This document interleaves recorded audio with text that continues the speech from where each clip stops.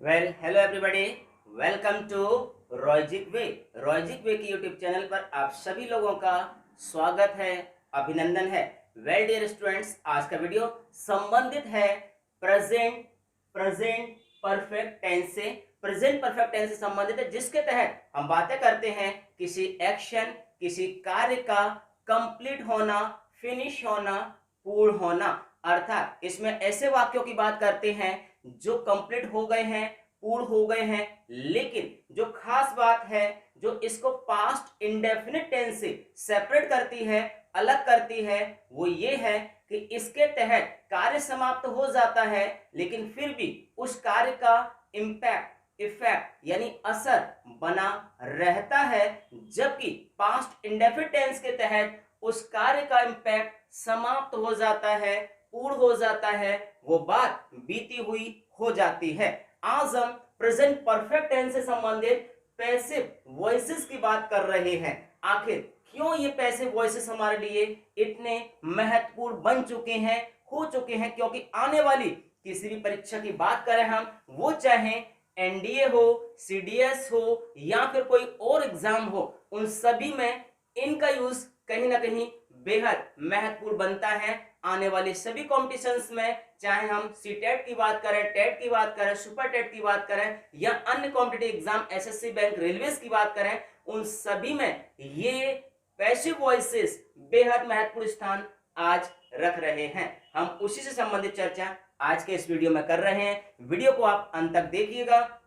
देखने के पश्चात इन्हें अपने प्रैक्टिकल लाइफ में भी लेने की कोशिश कीजिएगा, ताकि ये आपकी आशा और उम्मीद दोनों पर स्टैंड कर सके, खरे उतर सकें। तो हम बातें कर रहे हैं प्रेजेंट परफेक्ट टेंस के सेंटेंसेस की। चलिए स्टार्ट करते हैं कुछ एग्जांपल्स के साथ में।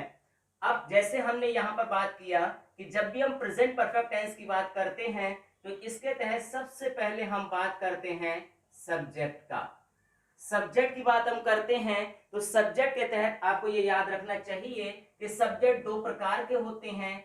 एक होता है सिंगुलर सब्जेक्ट और दूसरा होता है प्लूरल सब्जेक्ट। जब हम सिंगुलर सब्जेक्ट की बात करते हैं, तो इसमें हम बात करते हैं हैज का, और प्लूरल सब्जेक्ट के साथ हम बात करते हैं हैव का।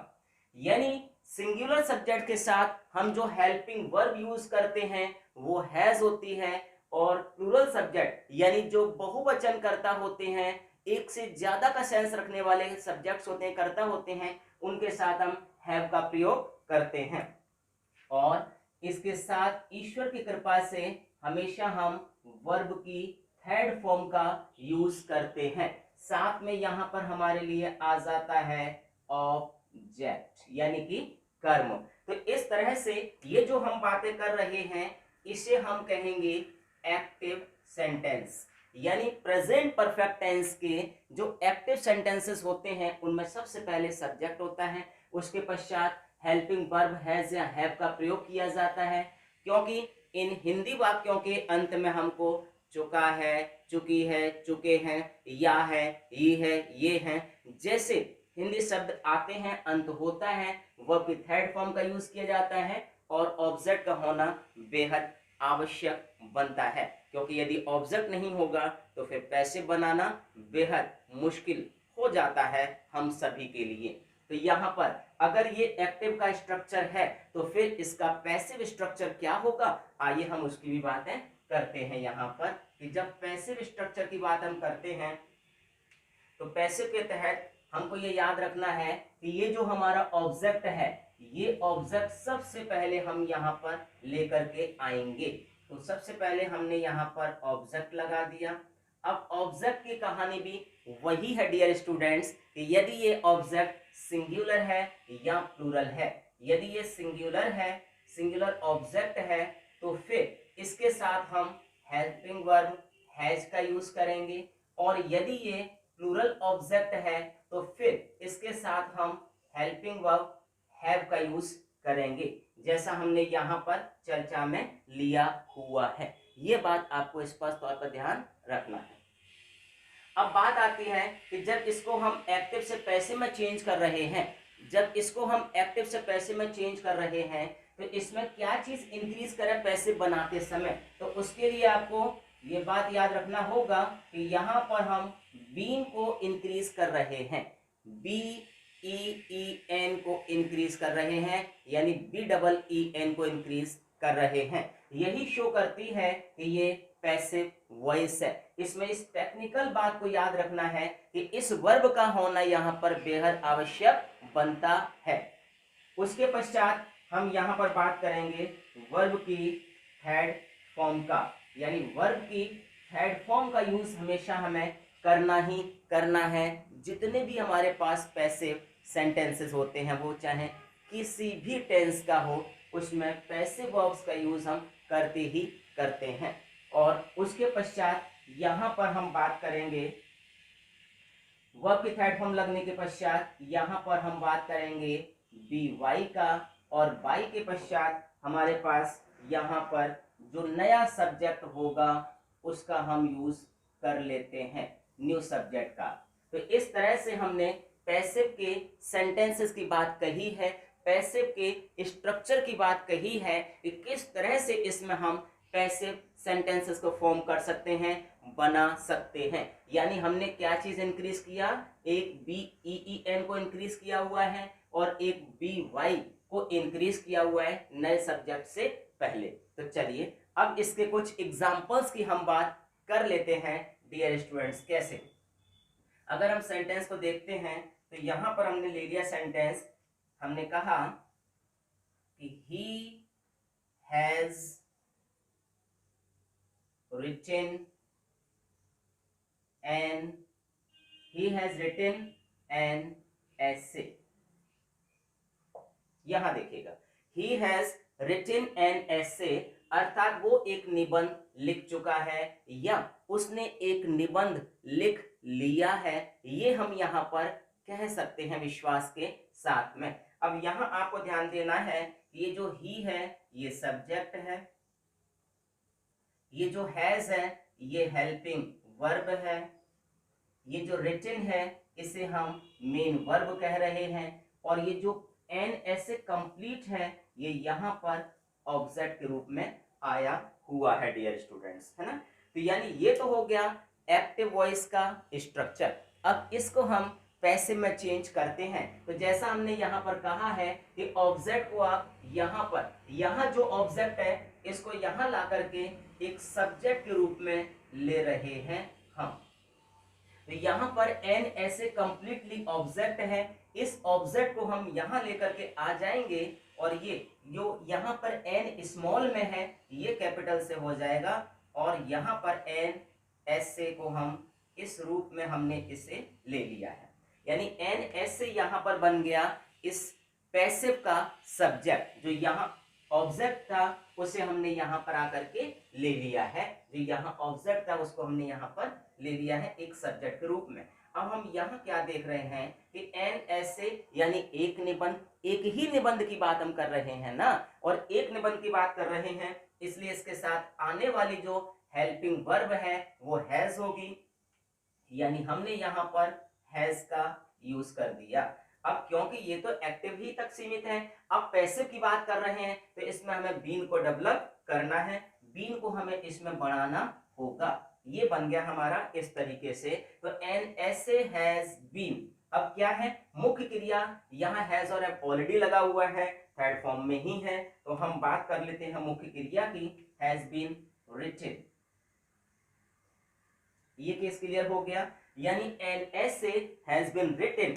अब हैज बीन रिटन के बाद हमको ये भी बताना है कि आखिर ये कार्य हुआ किसके द्वारा है, किसके माध्यम से हुआ है। तो बाई के पश्चात यहाँ ही है। हम आपको अपने पिछले वीडियोस में ये चर्चा कर चुके हैं कि यदि सब्जेक्ट के रूप में ही है तो फिर ही को हम किस में बदलेंगे, ही को हम बाई हिम में चेंज कर देते हैं, और अगर यहाँ पर शी आता है तो उसको हम बाई हर में चेंज कर देते हैं। इस तरह के कंप्लीट रूल्स एंड रेगुलेशंस को हमने अपने पिछले वॉइसेस वाले वीडियोस में दिया हुआ है, वहां से जाकर के आप इससे संबंधित विशेष जानकारी, विशेष ज्ञान को ले सकते हैं ताकि ये आपके कार्य आ सके। रिटन बाई, और यहाँ क्योंकि ही है इसलिए ही को हमने यहाँ पर हिम में चेंज कर दिया है। इस तरह से डियर स्टूडेंट्स ये हमारा पैसे बन जाता है कि an essay has been written by him, यानी इसको अगर हम हिंदी में समझने की कोशिश करें तो वो यही होगा कि एक निबंध उस लड़के के द्वारा लिख लिया गया है या लिखा जा चुका है। ये सेंस यहाँ पर हमने इस रूप में ले लिया है। इस तरह के और भी सेंटेंसेस को हम फॉर्म कर सकते हैं, बना सकते हैं, उनकी चर्चा भी हम आने वाले यानी अगले ही पल में, कुछ ही पलों के पश्चात उस और एग्जाम्पल्स की बातें हम आपके लिए लेकर के उपस्थित हो रहे हैं। जाइएगा नहीं कहीं, देखते रहिएगा। Welcome back. तो चलिए कुछ एग्जाम्पल्स की बात हम लोग कर लेते हैं। यहाँ पर पहला सेंटेंस हमने लिखा हुआ है he has discussed the matter, he has discussed the matter, अर्थात वो इस मामले को डिस्कस कर चुका है, इस पर बहस कर चुका है, इस पर चर्चा कर चुका है। तो यहां देख रहे हैं ही सब्जेक्ट है, हैज हेल्पिंग वर्ब है, डिस्कस्ड मेन वर्ब की थर्ड फॉर्म है और द मैटर यहां पर ऑब्जेक्ट के रूप में आया हुआ है। तो इसको हम पैसिव में शिफ्ट कर देते हैं। तो ये हो जाएगा आपका, सबसे पहले हम द मैटर को ले लेते हैं, यानी द मैटर।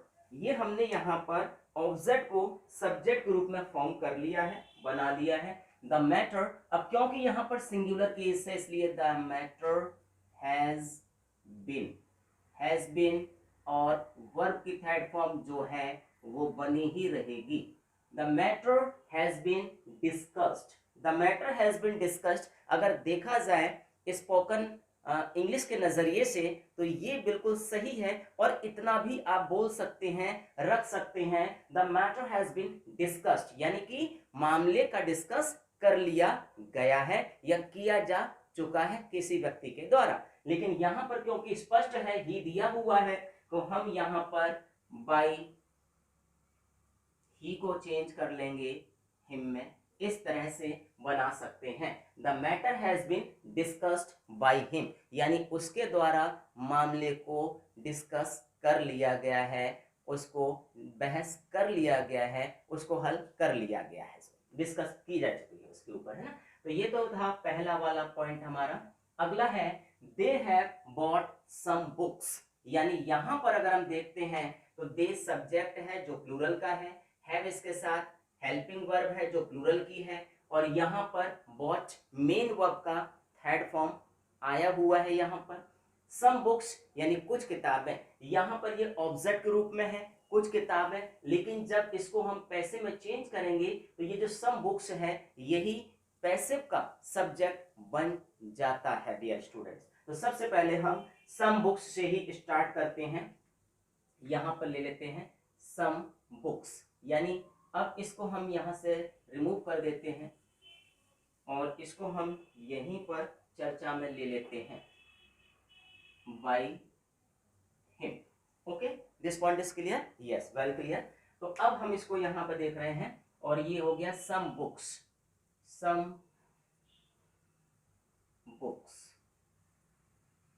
यानी ये हमने पैसिव का सब्जेक्ट ले लिया है। सम बुक्स यानी कुछ किताबों की हम बात कर रहे हैं, तो कुछ किताबें एक से ज्यादा हैं यानी प्लूरल सेंस है, बहुवचन का रूप है यहाँ पर, और इसलिए बहुवचन की जो हेल्पिंग वर्ब है वो हमारे लिए क्या होगी, हैव बीन हो जाएगी। तो हमने यहाँ पर हैव का यूज कर दिया है और साथ में पैसिव की वर्ब भी हमने यहाँ लगा दी है, हैव बीन, यानी हैव सम बुक्स के अकॉर्डिंग है और क्योंकि पैसिव बना रहे हैं इसलिए यहाँ पर बीन का आना बेहद आवश्यक बन रहा है डियर स्टूडेंट्स। तो ये कंप्लीट होने के पश्चात अब हमने यहाँ पर some books have been bought, यानी बात खरीदने की है तो थर्ड फॉर्म लगा हुआ है, some books have been bought और बाई किसके द्वारा, दे का हमने यहाँ पर देम में चेंज कर दिया, यानी दे को हम बाई देम में बदल देते हैं, इसको न्यू सब्जेक्ट के रूप में। अगला सेंटेंस है Ram has informed the police, यानी राम ने पुलिस को इन्फॉर्म कर दिया है। तो यहाँ पर आपको ध्यान रखना होगा कि राम यहाँ पर सब्जेक्ट है, हैज यहाँ पर हेल्पिंग वर्ब है और इन्फॉर्म्ड यहाँ पर मेन वर्ब की थर्ड फॉर्म है और यहाँ पर द पुलिस ऑब्जेक्ट के रूप में आया हुआ है।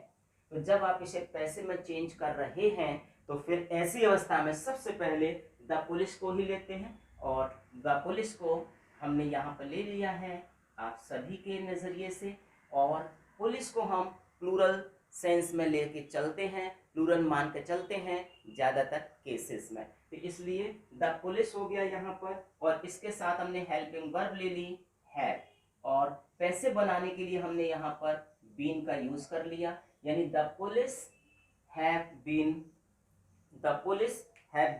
क्या किया गया, पुलिस को इन्फॉर्म किया गया है, तो the police have been informed. अब पुलिस को सूचित कर दिया गया है, यानी पुलिस को सूचित किया जा चुका है, ये सेंस हम यहाँ पर देख रहे हैं डियर स्टूडेंट्स। तो the police have been informed किसके द्वारा, राम के द्वारा, तो हम यहाँ पर बाय राम भी मेंशन कर देते हैं ताकि रिटन इंग्लिश के पॉइंट ऑफ व्यू से ये बात स्पष्ट हो जाए। लेकिन अगर हम बात कम्युनिकेशन यानी स्पोकन की करते हैं तो वहां पर बाय राम लिखना बहुत आवश्यक नहीं बनता है dear students. Okay, this point is clear? Yes. चलिए अगले सेंटेंस की बात करते हैं। पीपल हैव फॉलोड रूल्स, यानी लोगों ने नियमों का पालन किया हुआ है।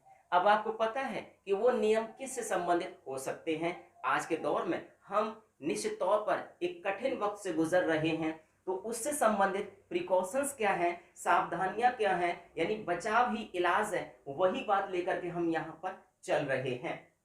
आगे आप इसमें ऐड जो चाहे वो कर सकते हैं, वो रूल्स किससे संबंधित बनते हैं। तो यहाँ पर भी देख लीजिएगा, पीपल यहाँ पर सब्जेक्ट के रूप में आया हुआ है, हैव यहाँ पर हेल्पिंग वर्ब के रूप में है, फॉलोड यहाँ पर मेन वर्ब की थर्ड फॉर्म के रूप में आया हुआ है, और रूल्स को हमने यहाँ पर ऑब्जेक्ट के रूप में लिया हुआ है। पैसे जब भी हम बनाते हैं तो सबसे पहले ऑब्जेक्ट लेते हैं। अब यहाँ पर ये जो आर है, रूल्स का स्टार्टिंग वाला आर है, ये स्मॉल लेटर्स में है, लेकिन जब इसको पैसिव में बनाएंगे, स्टार्ट लेंगे, तो यही कैपिटल में हो जाएगा, और हम यहाँ पर इसे रूल्स कह रहे हैं। अब क्योंकि रूल्स हैं तो ये एक से ज्यादा है, प्लूरल का सेंस है इसमें, इसलिए इसके साथ आने वाली जो वर्ब होगी वो प्लूरल की ही होगी, यानी रूल्स हैव। अब ये तो हो गया हमारा बहुवचन के सेंस के अकॉर्डिंग। इसके अकॉर्डिंग हम हेल्पिंग वर्ब पैसिव की जो लेते हैं वो बीन रहेगा ही रहेगा, यानी रूल्स हैव बीन क्या किया गया नियमों का, रूल्स हैव बीन फॉलोड, यानी कि नियमों को हमने पालन किया हुआ है, तो रूल्स हैव बीन फॉलोड। अब नियमों का पालन किया गया है तो किसी ना किसी के द्वारा तो किया ही गया होगा, इसलिए यहाँ पर क्या है, पीपल है, लोग हैं, क्योंकि इन्होंने नियमों का पालन किया है तो कहीं ना कहीं इन्होंने अपनी जिम्मेदारी को निभाया है, अपने कर्तव्य को फॉलो किया हुआ है। तो rules have been followed by लगा करके हमने यहाँ पर पीपल को हम चेंज नहीं करेंगे, पीपल का पीपल ही बनाए रखेंगे, यानी हमने क्या लिख दिया पैसिव में, rules have been followed by people, यानी लोगों के द्वारा नियमों का पालन किया गया है। क्लियर है ये बात, स्पष्ट है, बिल्कुल सही है। तब हम अब अगले स्टेप यानी अगले जो नंबर का हमारा एक्टिव है उसके साथ आगे बढ़ते हैं। यहाँ देखिएगा, यहाँ द टीचर को हमने सब्जेक्ट के रूप में लिया हुआ है, हैज क्योंकि टीचर एक है इसलिए हैज हेल्पिंग वर्ब के रूप में आया हुआ है, और टॉट ये मेन वर्ब की थर्ड फॉर्म हमने यहाँ पर ली हुई है। 2 लेसन्स, कितने लेसन्स की बात कर रहे हैं, 2 अध्यायों की बात कर रहे हैं, 2 पार्ट की बात कर रहे हैं, इसलिए इसको हमने ऑब्जेक्ट के रूप में लिया हुआ है, क्योंकि एक से ज्यादा है इसलिए प्लूरल के सेंस में यूज हो रहा है। यहाँ पर यह बात स्पष्ट होनी चाहिए आपको, बिल्कुल। अब चलिए इसको पैसे में चेंज कर लेते हैं। सबसे पहले ये जो हमारा ऑब्जेक्ट है इसे हम सब्जेक्ट बनाते हैं, यहाँ पर पैसे में लाने पर ये हो जाएगा आपका 2 लेसन्स, है ना। अब क्योंकि ये पैसे में बना है तो क्योंकि ये एक सब्जेक्ट है, सब्जेक्ट के रूप में आ रहा है, पैसिव के सब्जेक्ट के रूप में आ रहा है, इसलिए इसके साथ आने वाली जो वर्ब होगी वो भी प्लूरल की ही होगी, यानी है, और साथ में जो पैसिव बनाने वाली वर्ब है वो बीन लग जाएगा इसके साथ भी, और ये हो गया आपका 2 लेसन्स हैव बीन, क्या किया गया 2 लेसन्स के साथ, टॉट, यानी अध्यापक जी ने 2 लेसन्स को पढ़ाया हुआ है हमको, इसलिए यहाँ पर 2 lessons have been taught का taught ही रहेगा क्योंकि वो ऑलरेडी थर्ड फॉर्म है। तो 2 lessons have been taught देखा जाए तो स्पोकन की दुनिया में इतना पर्याप्त है कि 2 lessons को पढ़ाया जा चुका है, ये बात आप इसमें कह सकते हैं। लेकिन क्योंकि हम बात रिटन इंग्लिश की भी कर रहे हैं साथ साथ, तो इसलिए बाई के पश्चात यहाँ पर द टीचर भी लगा देते हैं, बाई द टीचर। यानी इस तरह से हमने ये जो एग्जाम्पल्स लिए थे, यानी प्रेजेंट परफेक्ट टेंस के जो एग्जाम्पल लिए थे हमने, एफर्मेटिव सेंटेंसेस थे, ये पॉजिटिव सेंटेंस थे, यानी स्वीकारात्मक वाक्य थे। इनमें हमने नॉट का यूज नहीं किया, इनमें हमने नेवर का यूज नहीं किया हुआ है, इनमें हमने बाकी इंटरोगेटिव सेंटेंस प्रश्नवाचक वाक्यों जैसी चर्चा नहीं की हुई है। ये कुछ एग्जाम्पल्स थे जो हमने प्रेजेंट परफेक्ट टेंस को स्टार्ट में लिए, उनसे संबंधित चर्चा की। उम्मीद और आशा दोनों है हमें कि ये वीडियो आपको पसंद आएगा, आपकी आशा और उम्मीद दोनों पर स्टैंड करेगा, खरा उतरेगा। और यदि ऐसा है तो वीडियो को आप लाइक कर दें, और यदि हमारे चैनल के लिए आप नए हैं, पहली बार दस्तक दे रहे हैं, पहली बार हमारा वीडियो आपके दरवाजे पर दस्तक दे चुका है, तो आप चैनल को सब्सक्राइब कर दें ताकि हमारे द्वारा भेजे गए सारे वीडियोस नोटिफिकेशंस आपकी दहलीज और आपके दरवाजे पर सबसे पहले पहुंचे, और आपके तकदीर के निर्माण में ये सारी चीजें विशेष भूमिका निभाती रहें। यकीन कीजिएगा तकदीर को बदलना ही होगा, क्योंकि आप में वो पावर है, वो क्षमता है। अपनी मेहनत, अपने परिश्रम से आप उस धारा को मोड़ सकते हैं जो अभी आपका साथ नहीं दे रही है। तो बने रहिएगा हमारे साथ, हम इस कार्य को आपके लिए बेहद आसान बनाने के लिए निकल पड़े हैं। तो thank you for watching this video till and. जय हिंद, जय भारत।